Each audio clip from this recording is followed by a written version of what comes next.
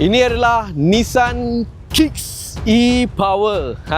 Dan ini adalah sebuah compact SUV yang ada teknologi paling unik sekali. Dah lama tak review kereta Nissan korang tengok, ini adalah sebuah compact SUV yang bersaing dalam segmen B macam Honda HR-V, Chery Omoda 5 dan Proton X50. So ini satu lagi kompetitor, tapi yang ini dilain sedikit sebab dia hidup the best dalam dua alam, the best in two worlds. Yang mana dia ada enjin tapi enjin dia tak guna. Tak guna buat apa? Nanti saya ceritakan. Nak tahu Nissan Kicks baru masuk hujung tahun lepas dalam video ni guys. Tapi sebelum tu macam biasa, pengeras dia, klik button like dan klik button subscribe kat bawah ni. Dan tonton video ni sampai habis. Nissan Kicks e-Power. So, let's go!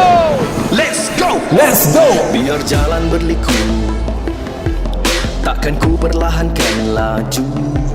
Biar kabur mataku. Nissan Kicks So ni adalah Nissan Kicks e-Power, yang mana kereta ni kita cerita basic dulu sebelum kita menyelusuri meraba dekat dalam kereta, luar kereta kan. Yang mana kereta ni sebenarnya dia ada enjin dia 1.2 liter NA 3 silinder. Tapi enjin tersebut bukan digunakan untuk gerakkan kereta ni, sebab kereta ni dia ada elektrik motor dan enjin tersebut digunakan untuk menggerakkan elektrik motor, dan elektrik motor itulah yang menggerakkan kereta tu. So basically kereta ni drive dia macam kereta elektrik, pick up kan, tak ada bunyi, smooth, laju. Tapi kelebihan dia tak payah charge 100%. Isi minyak je macam biasa, dan bila enjin tak menggerakkan kereta, minyak jadi jimat lah kan. Dan berapa fuel consumption kereta ni? Lebih kurang 21.7 km per liter. Kalau korang tengok, cari mana ada tempat charge, yang ada tempat minyak kan, mana ada tempat plug. So kita cerita sikit luar kereta ni, yang mana design dia actually yang ini dia dah menggunakan teknologi second generation e-Power yang Nissan dah upgrade. Tapi dekat luar negara sebenarnya diorang dah launch satu lagi model generasi yang lagi baru, lagi cantik daripada yang ni. But for now dekat Malaysia, yang ini didatangkan dengan grill yang sangat besar. Kat depan ni gloss black, lepas tu lampu dia memang Nissan punya design dan ada chrome keliling. Dan kereta ni tidak begitu tinggi sangat. Kalau tengok daripada bahagian tepi, yes, dia adalah sebuah SUV walaupun tak tinggi, tapi dia ada side cladding kat tepi sampai belakang untuk menampakkan kereta ni more pada SUV, nampak lebih rugged. Didatangkan sport rim bersaiz 17 inci, dan dekat atas ni bumbung dia warna hitam, ada roof rail warna silver, dan yang paling penting sekali korang tengok dia punya spoiler ni.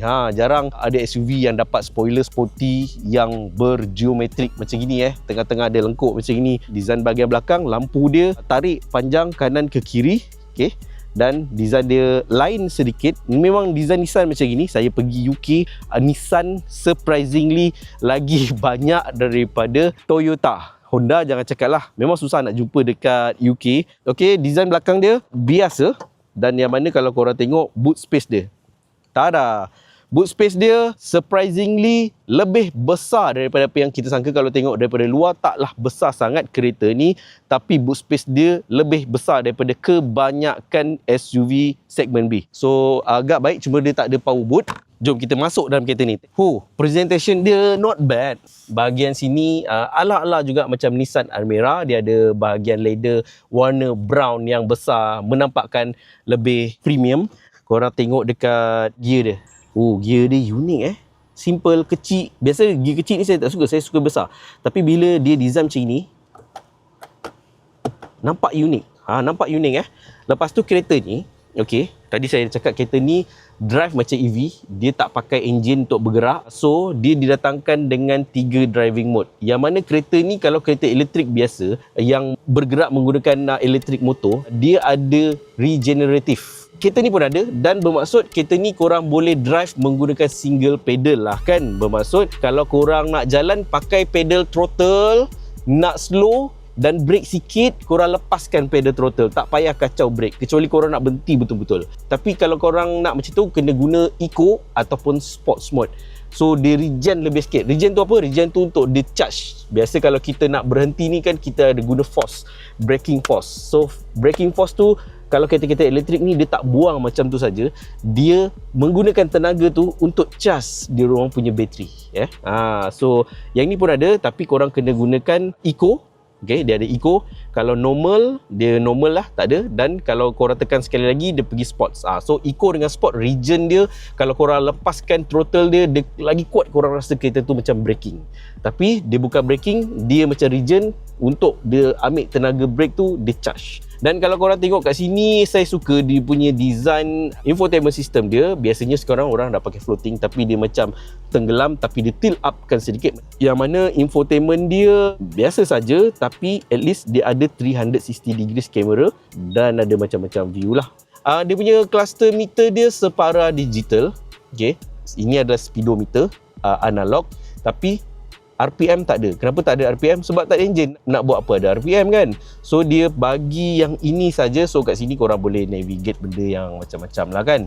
Oh, satu lagi, korang tengok ni, ni ada satu button EV.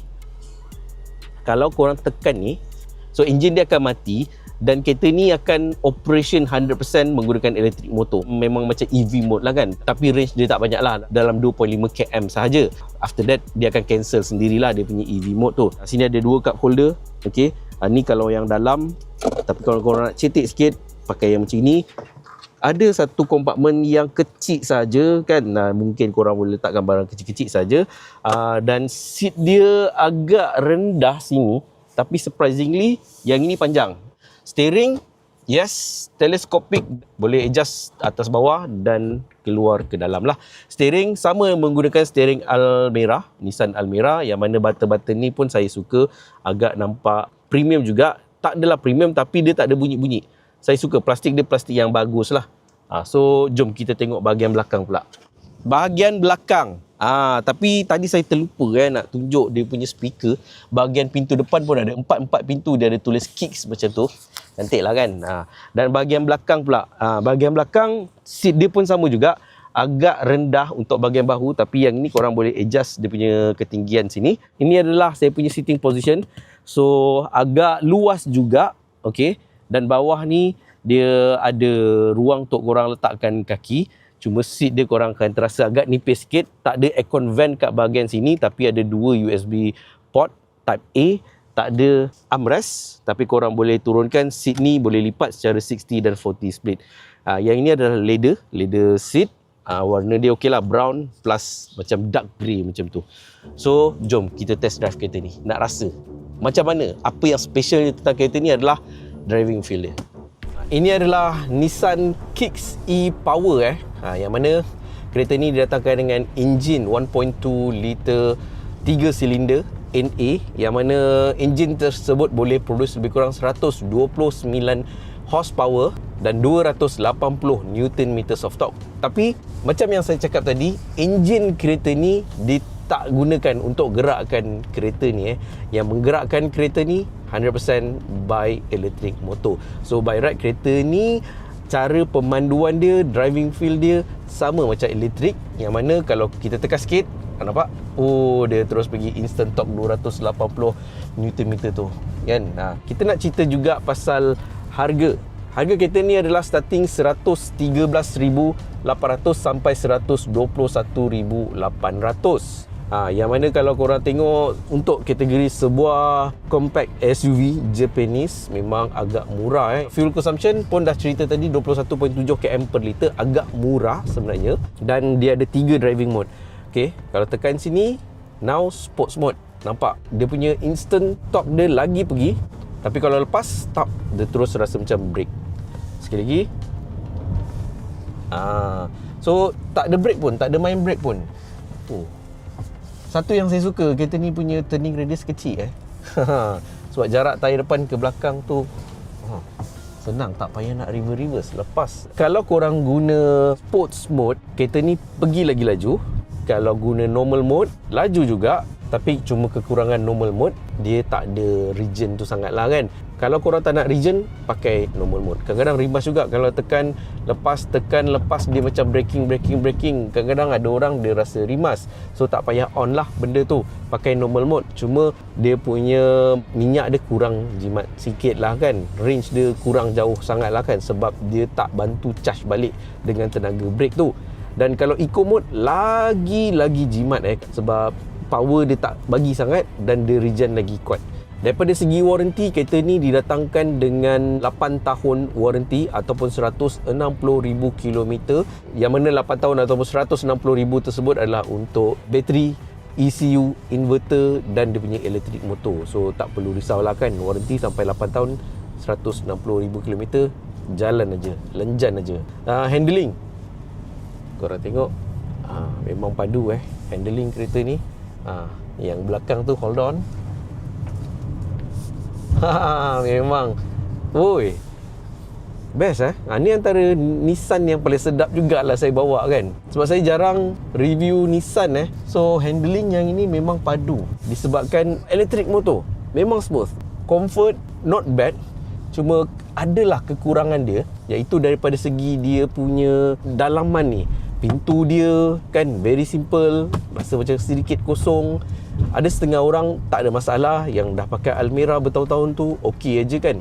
So that's it guys, Nissan Kicks e-motor. Mungkin bagi korang nothing, tapi bagi saya ini adalah satu benda yang interesting, sebab dia mengubah persepsi orang. Adakah EV kita punya future? No, tak semestinya. Jepun, Nissan dan company-company lain, dia banyak cuba cari cara macam mana untuk kita elakkan charge kereta. Sebab diorang tak suka charge kereta, Jepun. Diorang cuba gunakan minyak dengan very maximize. Cuba fully utilisekan every single drop petrol yang kita isi.